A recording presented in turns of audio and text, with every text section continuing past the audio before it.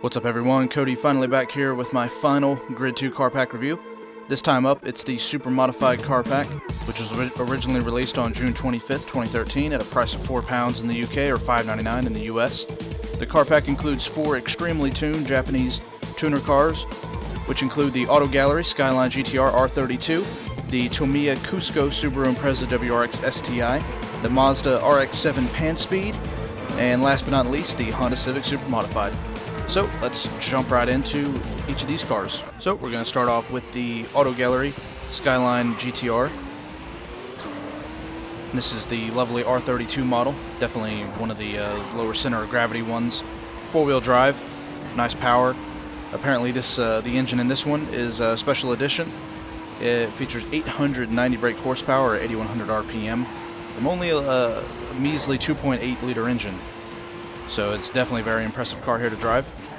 As I was getting bashed around by the AI, not exactly the best of tracks to try to race wheel to wheel.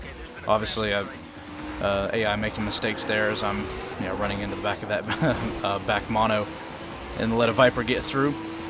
I actually quite enjoyed this car. Obviously, at this point, the front end is definitely not looking in great shape, but it was definitely a pretty fun car to drive.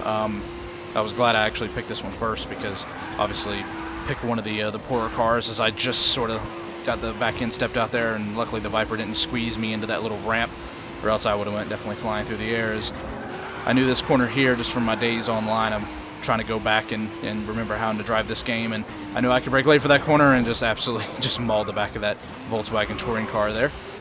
My apologies, that's just me not playing the game for a couple of months, but only a few more corners here left to go, and I got this Alpha in front of me, and he's just drifting, stopping right in front of me on the track.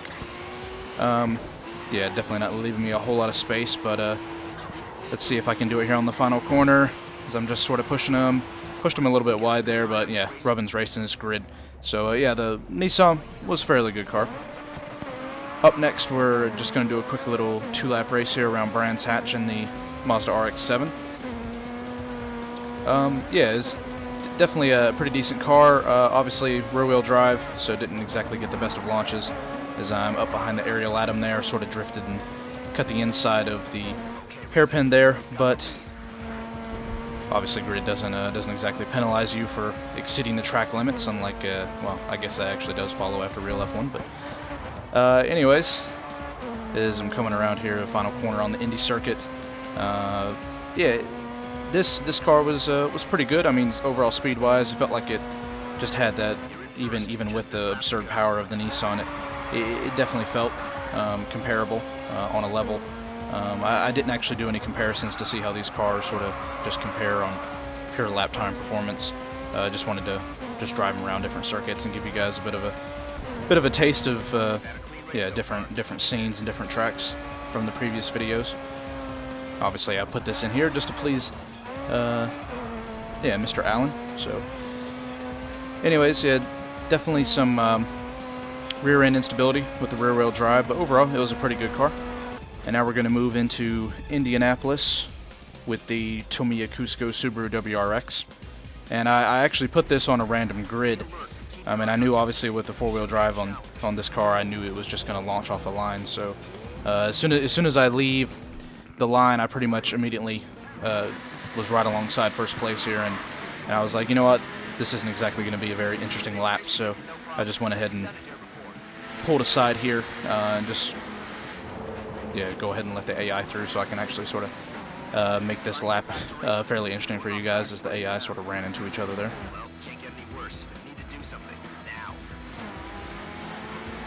Yeah, I noticed straight away that the 4-wheel drive on this car is definitely not quite as much turn in, as the MP4 there sort of runs me wide, and the rest of the AI are kicking up dust, running into each other.